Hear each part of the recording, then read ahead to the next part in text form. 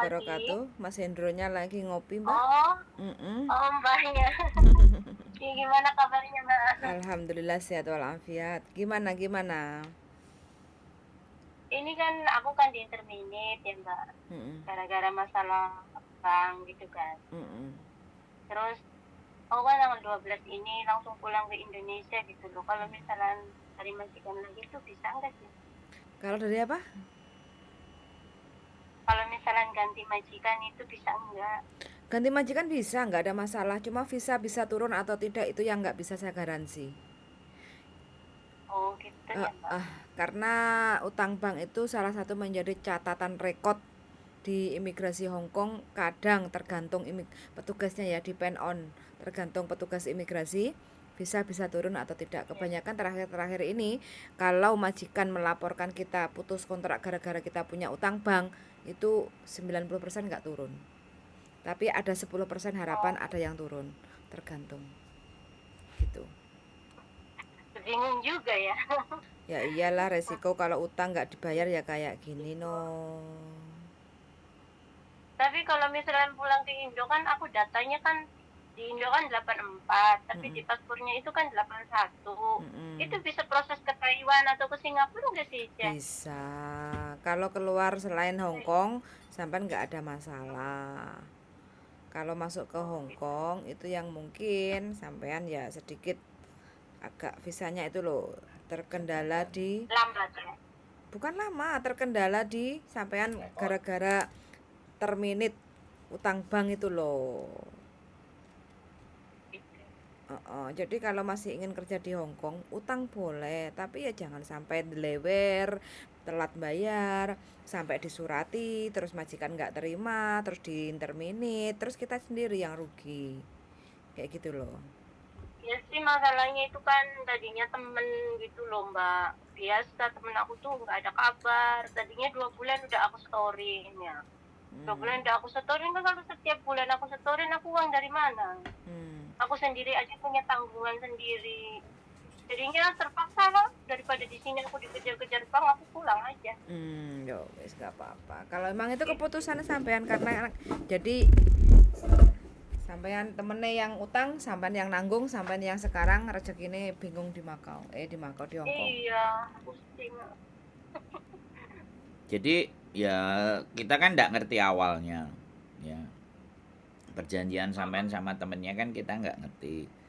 Tapi intinya Iya. kalau Hong Kong itu udah ibaratnya apa namanya sudah catatan, maka itu jadi masalah. Orang Hong Kong permanen aja mau nikah sama orang Indonesia, orang Hong Kongnya yang permanen yang lahir Hong Kong itu punya hutang, visa buat istrinya itu bisa ditahan loh, untuk nggak bisa keluar. Itu orang Hong Kong loh yang hutang, Oh, apalagi kita yang orang luar gitu loh. Pertama itu, yang kedua, eh, saya kemarin gagal memproses anak ex Taiwan, kok ex Taiwan, ex Hong Kong. Saya gagal memproses anak ex Hong Kong itu karena hutang. Itu satu. Tapi ucapan saya tidak mesti. Makanya istri saya tadi bilang 90 banding 10. Masih tetap ada peluang di 10%. Cuman saya tidak ngerti PT-nya berani apa enggak kalau sampean jujur. Kalau saya kemarin anaknya nggak jujur sama saya.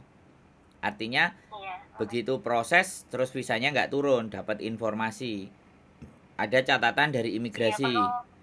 Catatan dari kalau imigrasi. Bentar, visanya saya masalah, jelasin. Saya jelasin dulu sama sampean, iya, iya, ya. Saya jelasin sama sampean. iya, Kan iya, sampean mau nanya. Jadi kalau iya, sampean iya, nanya, sampean yang banyak dengerin, saya yang jelasin gitu loh. Nanti giliran sampean iya, nanya iya, lagi oke, boleh. Jadi oke, kalau hutang itu otomatis kan mereka ada rekod dan catatan. Nah, ketika catatan itu masih nyantol, maka begitu visa sampean diproses, imigrasi akan nyurati agent. Ada kejadian apa, ada peristiwa apa, tolong dijelaskan. Biasanya imigrasi ke agent itu ngomongnya cuman begitu. Sehingga agent akan menanyai sang anak tadi, kamu ada masalah apa? Sehingga imigrasi menahan untuk mengapprove proses dirimu kayak gitu. Karena ketika si agent akan bertanya kepada imigrasi, kira-kira masalah apa boleh kak saya bertanya, si imigrasi akan menjawab, ini ranah pribadi yang bertanya harus orangnya sendiri, yang menjelaskan harus orangnya sendiri. Jadi benar-benar hal-hal yang negatif dari dalam diri kita itu kalau sama orang Hongkong dilindungi gitu. Oh gitu. Nah, saya kemarin memproses satu, alhamdulillah jebol itu jualan gamis. Dia jualan gamis, ditangkap terus ke kantor polisi Wancai, terus majikannya nebus sampai finish kontrak, dia pulang, dia proses lagi 10 tahun berikutnya, 10 tahun ya Mbak. Itu agennya juga disuratin. Akhirnya dia jujur, dia cerita. Oke, disampaikan ke imigrasi, benar peristiwanya, anaknya begini, visanya turun. Jadi kemungkinan itu tidak bisa kita prediksi. Ya kan, sekali lagi. Terus kalau saya bertanya, sampean minta tolong dibantu proses sama saya mohon dimaafkan. Karena sekali lagi saya sudah ada pengalaman tercancel gara-gara itu. Kalau sampean keluar dari Hongkong monggo. Wes, sekarang sampean mau nanya apa? Iya, kan aku kan seandainya pulang ya kan. Terus kan katanya sekarang kalau data ganda katanya nggak bisa proses kemana-mana. Maksudnya aku kan datanya kan tahunnya di Indonesia kan KTP-nya 1984. Kalau di paspor kan 81. Halo? Nggak ada masalah sebenarnya. Tinggal sampean aja berjuang untuk merubah data juga nggak apa-apa. Artinya sampean mau merubah data, mau sampean sesuaikan paspor atau mau sampean sesuaikan KTP. Kalau di tempat lain atau yang jelas nanti di imigrasi yang akan menjadi persoalan banyak. Ini kami juga lagi ngurusin satu anak yang paspornya nggak sama KTP-nya. Jadi kalau sampean mau di Indonesia merubah KTP sampean sesuai dengan paspor itu sebenarnya gampang. Sampean tinggal minta surat. Berarti tinggal KTP-nya aja yang diganti sama dengan paspor gitu ya, Pak? Makanya sampean minta catatan dari kepala desa perubahan bahwa sebenarnya umur sampean dan semuanya itu sesuai dengan yang di paspor.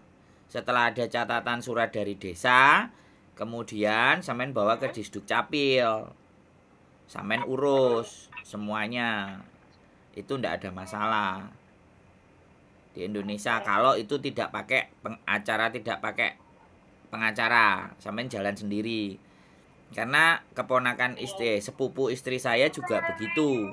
Datanya disamakan sama paspor. Ya alhamdulillah bisa. Dan sampai sekarang aman-aman saja. Indonesia itu intinya bagaimana sampean ngelobi lah. Gitu. Nah, itu bibinya menurut saya jangan pergi atau jangan kabur. Gak apa-apa. Dia udah di Indo kok. Oh, sampean di Indonesia? Sudah di intermediate. Oh enggak, ada di sini di Majikan, Mas. Oh. Tanggal 12. Tanggal 12 ya? Tanggal 12 intermediate. Nah. Maksudnya tanggal 12 itu langsung pulang ke Indonesia gitu. Oh, langsung 12 langsung pulang.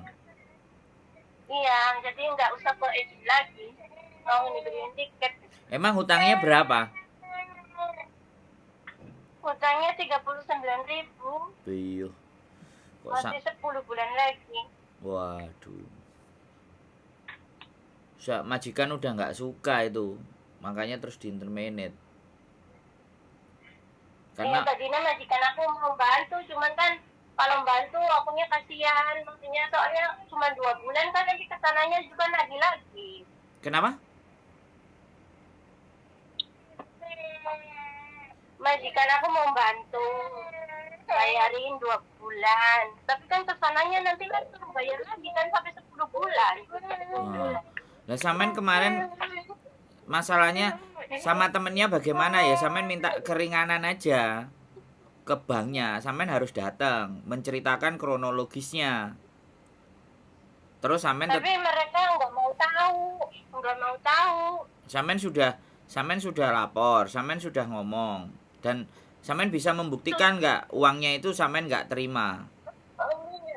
Sudah ngomong sama majikan. kan, tapi apa namanya orangnya itu nggak mau tahu katanya aku yang ngambil, ya memang aku yang ngambil kan, aku yang ngambil, terus kan uangnya kan dia sama teman aku, tapi kan apa nggak tahu, yang tahu kan atas nama saya, jadi nagihnya ke saya. Ya sampean juga kok yo mau sampean kasih ke Ya nggak tahu dia. dong. Iya kan kasihan kan temen gitu kan. Terus sampean diming-iming apa? Gak mungkin cuman kasihan aja. Ada iming-imingnya apa Nggak enggak? diiming-iming apa sih? Nggak diiming-iming apa, cuman dia minta bantuan aja gitu kan, dia kan lagi katanya kelilit bank, katanya buat bayar ini itu, jadinya aku bantu gitu loh. Soalnya di konten itu udah banyak yang kayak gitu kok masih ada banyak korban kan, artinya kan ya aku nggak ngerti Dia sampean lagi sering apa? sampean nonton konten apa enggak, soalnya ya kayak teman-teman mau nyelamatin temennya yang lain ya nge-share konten aja males gitu loh. Jadi nih ya wis lingkaran setan ini akan ada terus sampai kapanpun. Jadi tidak kita sudah membuat konten itu artinya berharap bahwa tidak banyak ada korban lagi. Teman-teman harus ngerti, harus paham besti-bestian itu batasnya sampai di mana. Harusnya kan menyadari sendiri. Sangat disayangkan sih sebenarnya. Tapi ya bagaimanapun sampean yang akan menelan pil pahitnya. Kalau saya sih pernah, teman saya sendiri pernah cerita. Itu pun sebelum saya masuk ke Hong Kong, dia hampir 20 tahun juga. 150.000 Hong Kong dolar, 150 juta.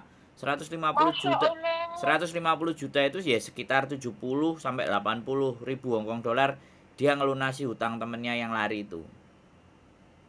Masya Allah, banyak banget.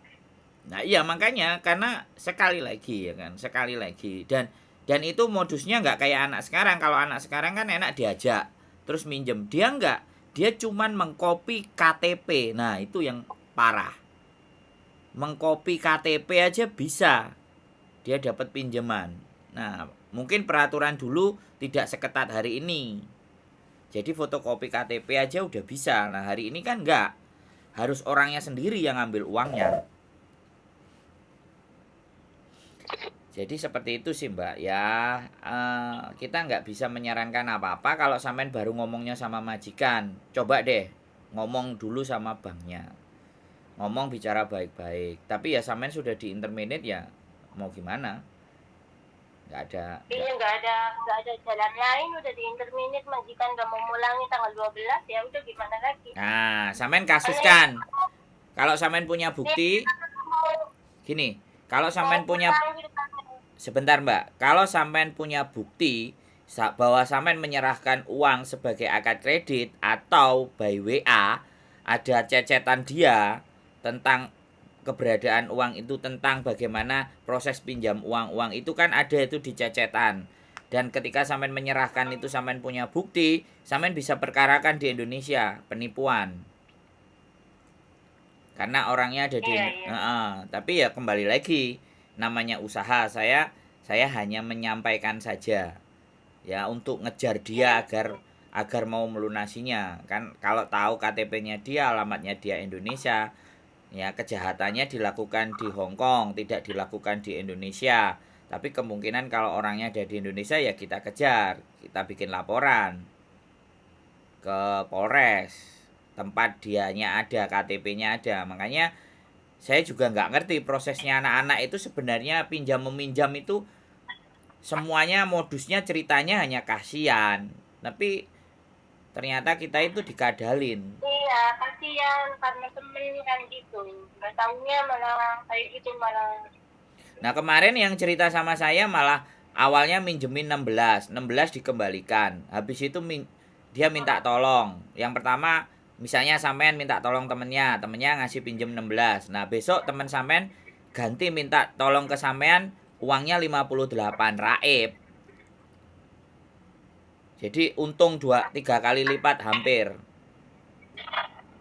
Jadi Iya, orang minjemin 16, akhirnya dianya minjemnya 58. Nah. 3 kali lipat dah. Nah makanya kan diwaspadai. Makanya kalau berteman itu sudah yang ditanyakan uang, maupun dia nangis-nangis, maupun dia jempalian, ya sudah. Makanya saya di konten kalau ada yang nangis gara-gara utang sama saya, tak suruh, Mbak, ambil nafas dulu, Mbak, diusap dulu air matanya. Aku selalu bilang seperti itu. Sekarang kita berbicara pakai logika, kita nggak pakai perasaan, aku bilang kayak gitu. Sampean sudah kena musibah, tapi sampean harus berpikir ke depan, saya bilang begitu. Karena air mata ini kan bahaya gitu. Air mata ini bisa digunakan sebagai senjata. Ya kalau kita nggak, Kalau aku udah kayak gini, ngapain nangis-nangis? Memang udah kesalahan aku aja yang goblok kan gitu. Harus bagaimana lagi? Aku jalanin aja apa yang ada sekarang. ya persoalannya sampean kan di interminate. Kalau yang cerita Iya. kemarin case-nya itu nggak di interminate, sama majikan disuruh renew. Artinya kan masih ada celah, ada jalan. ada. Tapi kalau sampean sudah di interminate kan, nah itu sudah tidak bisa Terserah. kita pertahanin lagi. Ya mau nggak mau, kalau sampean mau berjuang ya Makau. Walaupun sebenarnya banyak yang bilang jangan disuruh ke Makau. Jadi tapi bagaimanapun kita harus berusaha memberikan solusi dengan sisi pandang sampean. Nah kalau di Indonesia masih butuh uang, masih butuh ada yang dihidupi, mau nggak mau kan kita harus ke tempat yang lain. Jadi seperti itu. Makau juga bisa. Makau bisa ya. Iya, nggak ada Tapi masalah. kalau dari Indonesia nggak bisa ya Mas Hendro? Ya, kalau dari Indonesia bukan tidak bisa, tapi karena di Makau kan tidak ada kerjasama, artinya kita harus berangkat sendiri jadi turis. Nah, Gitu. ketika berangkat sendiri jadi turis juga, kalau kita nggak bisa negosiasi di bandara Indonesianya, ya dihalang-halangi di Indonesianya. Intinya teman-teman kita itu pada serba sulit. Pingin mendapatkan kehidupan yang lebih baik itu lebih sulit. Jadi hal-hal seperti itulah yang saya rasa saya kadang dengan pemerintahan hari ini tuh nggak yakin gitu loh. Mereka nggak bisa ngasih lapangan pekerjaan, giliran warganya mau berjuang di luar, dipersulitnya minta ampun gitu. Nah di situ yang saya nggak respect. Makanya saya nggak terlalu dengan urusan politik lah, karena nggak ada buktinya, tidak ada memberikan buat teman-teman yang kayak sampean kayak gini, yang berjuang di Indonesia merasa berat, berjuang keluar negeri juga kena musibah kan. Hal-hal seperti itu yang menjadikan ya sama pemerintah itu kita juga jadi kayak nggak terlalu. Makanya kita berjuang di Hong Kong, salah satunya ya begitu. Di Indonesia nggak laku gitu, intinya kan di sana. Ya nggak apa-apa ya, opsinya.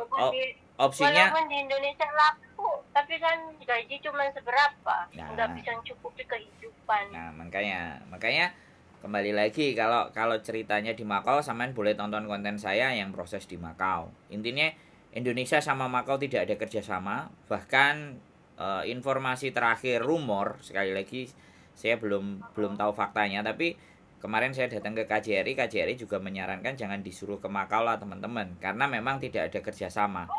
Sehingga kalau tidak ada kerjasama, tidak ada perlindungan. Intinya kan di sana. Jadi kalau memang kita mau ke Makau, ya udah los-losan. Artinya kita berjuang sendiri atas diri kita. Kalau di Makau so simple mendapatkan pekerjaan sebenarnya, apalagi ART kan gitu. Cuman unfair, tidak adilnya adalah bayarnya dibebankan ke kita, sedangkan majikannya enggak. Bayarnya murah sekali majikannya. Cuman 100 atau 150 dolar gitu. Majikannya ke imigrasi bayarnya segitu. Tapi kitanya yang ditarik sampai 4.000 sampai 5.000 sama agen. Disitulah makanya pemerintah Indonesianya agak sedikit ngerem atau menahan agar supaya tidak main ke Makau. Tapi kalau tidak ada pilihan, bagaimana? Dan negara juga tidak memberikan solusi. Nah sayang sampean 12 sudah pulang, tidak ada waktu kesempatan. Kalau minggu besok masih dikasih libur, bolehlah ke Makau cari-cari info. Saya ada nomor telepon anak yang di Makau, temen, siapa tahu bisa ditanya-tanyain. Kalau besok minggu aku bisa keluar kan libur. Nah iya nggak apa-apa, sampean coba-coba lo, mumpung masih ada visa, belum di interminate. cari info di Makau, barangkali ada pekerjaan kan bisa enak nantinya. Pulang pun sudah bawa bekal, atau di cancelin tiketnya sampai langsung geser ke Makau. Ya ini ngomporin yang nggak bener, tapi saya cuman berpikir saya berpikir dari sisi sampean. Kalau masih butuh rezeki kan, saya nggak peduli orang bilang kamu ngomporin orang nggak bener salah. Saya cuman bilang kalau dia butuh uang, apakah kita bisa memberikan pekerjaan? Kita kan nggak bisa nyalah-nyalahin kan, nyalahin atas Iya. sampean sudah salah hutang, tapi kan kita jadi manusia nggak bisa nyalah-nyalahin, apalagi ngejudgement, ngelokno dan semuanya. Yang ada ya justru kalau bisa kita ngasih solusi agar dia tetap bisa bekerja, kenapa enggak? Kalau kita dibilang nggak benar, nyuruh ke sana, ya itu bayar resiko. Nah pertanyaannya kan dibalik, emang kamu bisa bantu kayak gitu kan? Dia juga nggak bisa jawab, kan kayak gitu tuh. Itu kalau prinsip saya loh mbak. Kalau prinsip saya selalu mencari solusi. Di dunia ini tidak ada masalah yang tidak terselesaikan dan tidak terpecahkan, itu tidak ada. Semuanya ada. Tinggal kitanya itu mau mikir nggak. Kalau mikir aja nggak mau, apalagi jalanin. Yang pertama kan mikir dulu. Setelah dipikir baru dijalanin. Kalau dijalanin dipikir dulu, nah jatuhnya kayak utang tadi. Dijalani tanpa dipikir. Jatuhnya sampean yang rugi kan kayak gitu. Makanya kalau saran saya, kita pikir dulu, masak-masak, dianalisa, dilogika, masuk akal, jalan. Pahami faktor resikonya, udah baru jalan. Kan kalau saya Jadi ini nanti kalau misalnya aku mau ke Makau, misalnya kan aku ke rumah Mas Indro dulu apa gimana? enggak, kalau sampean mau ke Makau, sampean kapan mau berangkat WA sama saya. Nanti saya kasih nomornya teman yang di Makau, sampean tinggal hubungi. Nanti biar dia yang bawa, terus potongannya kalau bisa nggak gede-gede, nggak usah besar, karena teman saya kan bukan agent. Siapa tahu ada majikan yang langsung mau. Beberapa kemarin teman saya ada ngomong, ada jaga ini, jaga itu, jaga itu. Ya saya kalau nggak ada anak yang ke Makau ya gimana? Kalau nggak ada anak saya keluar-keluar ke Makau kan ya nggak enak juga. Kalau ada yang kayak gini ya sampean tak kirimin nomornya temen yang ada di Makau. Sampean tinggal hubungi. Kalau memang mau besok ya nggak apa-apa, saya kasih nomornya. Cuman yang satu kerja restoran, yang satu kerja rumah tangga. Kayak gitu sih. Dan katanya jarang libur. Ya pokoknya sampean komunikasi aja, nanti dia yang akan ngarahin. Oh iya Mas Indro. Berarti kalau aku ke Makau otomatis tiketnya hangus dong. Ya itu bagian dari resiko. Kalau sampean nggak mau hangus, ya kalau sampean bisa memperpanjang tiketnya, tapi masalahnya tiketnya kan yang beli majikan. Iya. Nah, ya kalau sampean mau negosiasi sama majikan, aku beli sendiri, biar aku bisa reschedule. Atau aku pingin mampir ke Makau dulu, bisa nggak kamu kasih aku dari Makau, selisih 2 atau 3 hari, sampai negosiasi sama majikan. Saya keluar ke Makau 1 minggu kan kayak gitu, kasih saya tiketnya yang dari Makau. Ya nego-nego sampean sama dia, kalau dia sudah marah ya sudah. Saya keluar dari tempatmu. Tapi dia udah itu sih udah beli tanggal 12 atau jam 2 kamu bilang. Nah, makanya kalau ngobrolnya sama saya sudah kejadian, ya kan? Kalau ngobrolnya saya sudah mentok, jatuhnya kan saya lebih nggak banyak punya pilihan untuk memberikan solusi, ya kan? Tapi ketika ngomongnya belum terkena masalah, ya kan? Sebelum majikan interminate, kita masih bisa. Jadi kesalahan sampean itu sebenarnya masih bisa untuk memungkinkan sampean berbuat sesuatu gitu loh, Mbak. Ngerti nggak? Iya. Jadi rata-rata orang nelpon itu sudah telat kejadian. Jadi memaksa saya untuk berpikir ekstra. Sebenarnya bukan maksa saya, tapi kan ngajak omong. Akhirnya saya menganalisa, dan akhirnya solusi yang bisa kita tempuh ya seperti yang saya sampaikan. Kan kayak gitu Mbak. Tetapi makanya saya di belakangan ini, kemarin saya sudah mulai seneng ketika teman-teman mau menghadapi persoalan itu ngajak diskusi dulu. Tapi ketika teman-teman sudah ngadepi masalah, nah di situ saya masih mencoba mencari jalan keluarnya. Kemana ini jalan keluarnya? Nggak usah bahas tentang kesalahan kan? Kan kayak gitu tuh Mbak. Iya. Fokusnya di solusi. Terus piye iki kan kayak gitu. Fokusnya solusi yang sekarang harus bagaimana. Ya makanya kalau sampean solusinya pulang, pindah ke Taiwan, pindah ke Singapura.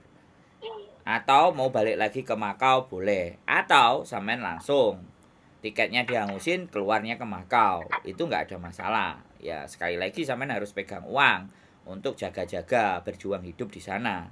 Itu pastinya. Itu solusi. Itu kita bahas solusi Mbak. Bukan bahas judgement gitu loh. Jadi bukan mengadili atau bukan mempersalahkan orang. Ya kesalahan itu kan udah selesai. Nggak bisa diapa-apain.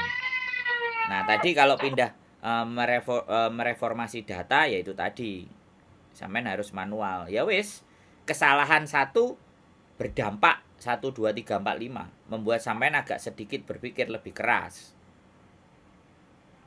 Kalau saya begitu. Nah iya, ya enggak, kalau saya bukan. Hidup bukan jalani saja, tapi berpikir untuk mencari gitu loh. Bukan jalani saja. Kalau jalani saja, istilahnya kalau kita cuma jalani saja kan kelihatan nggak berpikirnya.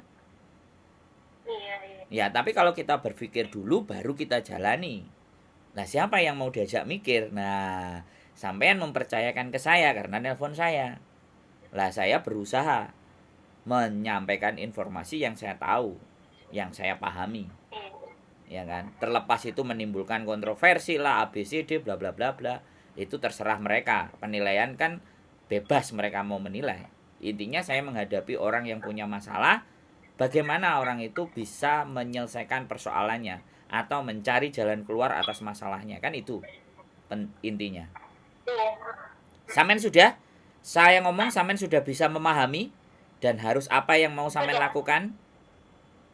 Sudah Mas. Yang paling penting itu sampean punya gambaran, sampean punya semangat lagi, harapan hidup selalu akan ada, tidak larut dalam penyesalan, tidak larut dalam kesalahan, tapi berpikir bagaimana nextnya. Karena tidak semua manusia itu jalan hidupnya mulus. Saya percaya itu. Semuanya penuh liku-liku. Saya itu hidupnya sudah berliku-liku, Mas Hendro. Pahit. Kalau menurut saya bukan masalah yang berat sih. Menurut saya loh ya. Kalau menurut saya. Nah, soalnya aku tuh hidup dari 17 tahun ke luar negeri itu uangnya habis. Pertama suami yang habisin. Udah nggak punya suami, saudara yang habisin. Jadi hidup aku tuh kerja ke luar negeri nggak punya apa-apa, Mas Hendro. Ya makanya kalau sampean merasa nggak gitu, berarti yang harus diperbaiki bergaulnya. Kadang-kadang teman-teman itu sudah ngerasa hidupnya seperti itu, ya bergaulnya masih yang itu aja, yang nggak akan berubah. Ya kan? Tontonannya juga itu aja. Yang dia lakukan ya nggak berubah. Kalau yang dia lakukan nggak berubah, ya maka hidupnya juga tidak berubah. Karena kita sendiri tidak melakukan perubahan. Jadi kalau sampean menyampaikan duit saya habis dan gini-gini, pertanyaan saya satu. Nah selama ini yang berteman sama sampean seperti apa? Dan sampean sendiri juga memilih pertemanan yang bagaimana? Kenapa sampean tidak berusaha mencari tempat di mana tempat itu yang menghargai, di mana tempat itu yang memberikan dukungan, tempat yang memberikan support, bukan tambah memperkeruh keadaan, karena tidak ada persoalan dan masalah di dunia ini yang menyebabkan orang lain. Semua yang kita alami adalah kita sendiri penyebabnya. Sebenarnya di situ aja kuncinya kalau menurut saya. Bukan bagaimana dan seperti apa. Saya terlihat seperti ini bukannya dulu saya juga remuk, hancur, semuanya sama. Cuman saya memilih untuk bertahan dan memilih untuk berjuang, memilih untuk berpikir, memilih untuk mengambil jalan, memilih untuk tetap berjuang. Kan seperti itu, Mbak. Sama aja semua. Iya. Remuk, hancur semuanya. Pernah mengalami masa itu. Tidur 3 bulan, 4 bulan di Victoria Park sudah saya jalani. Jadi saya tidur beratapkan langit, beralaskan bumi itu bukan hanya di lagu, tapi saya sudah ngalami. Dan itu kan kesengajaan, ya saya sendiri yang milih. untuk agar membuat saya jauh lebih kuat di masa mendatang, kan seperti itu ceritanya. Oke, kalau sudah fix, sudah paham apa yang harus dilakukan, selamat berjuang. Dan mohon maaf saya hanya bisa membantunya sampai di sini, tidak bisa lebih. Mudah-mudahan sampean tetap semangat, tetap punya harapan dan tidak putus asa. Mengeluh boleh, putus asa jangan. Seperti itu aja sih. Amin. Terima kasih Mas Hendro atas nasihatnya. Oke. Sehat selalu Mbak ya. Semangat berjuang buat Ya, keluarga agar sama-sama. jauh lebih baik. Yo. Ya. Assalamualaikum. Waalaikumsalam.